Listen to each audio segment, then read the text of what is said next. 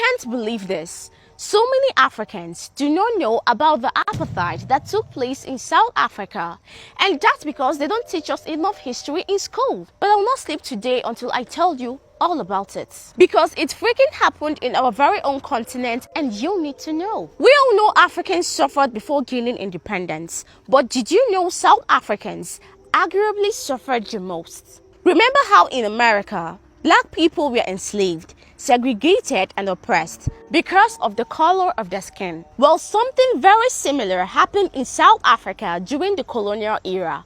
In 1948, a group called the National Party took power in South Africa, and this group, they divided the entire population of South Africa into 4 groups. The whites, the blacks, also called the Bantus, the colored, that's people of mixed race, and the Asians, which were people from India and Pakistan. Then, they officially introduced a system called apartheid, which means apartness. Apartheid legally separated people by race. The white minority, of course, got the best lands, best schools, best jobs, best everything you can think of. What about the black majority, the colored, the Asians? They got the leftovers. Black South Africans even lost their citizenship and were told they belonged to fake countries called Bantustans, which was made of poor homelands controlled by the white government. To move around, black people had to carry passbooks. If caught without one in a white-only area, they would be arrested.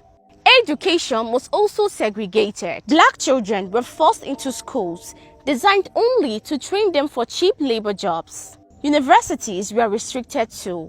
Most non-white students were banned from white schools. And if you think that's crazy, wait till you hear this. Apartheid also banned mixed marriages and even dating across races. The police had extreme powers. They could torture, beat, or even kill in the name of the law. It seemed the worst nature could do to a newborn baby was to give the baby a black skin color. It was brutal, and of course, people resisted and protested. Because hello, they are human beings. But how do you think the government responded to that? Protests were often met with police violence.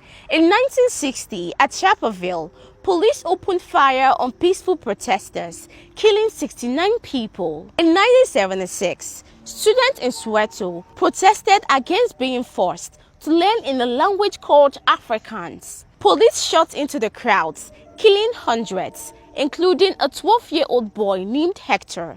His death shocked the world.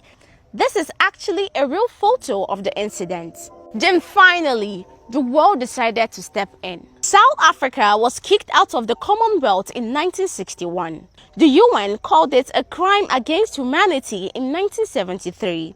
By the 1980s, countries like the US and UK put sanctions on South Africa. And the government was finally under a lot of pressure, so they had to end apartheid. In 1990, the last white president, President Clark, began changing laws and released Nelson Mandela after 27 years in prison. By 1994, apartheid officially ended. South Africa held its first election where everyone could vote, no matter their race.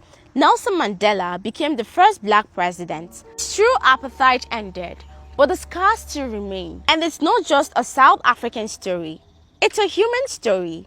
It shows how dangerous it is when people are judged, divided or oppressed just because of who they are. So when we look back at apartheid, we are reminded, never again should the color of someone's skin decide the value of their life. I am posting 200 videos about Africa in 200 days. If you want to know more about Africa, then follow me right now.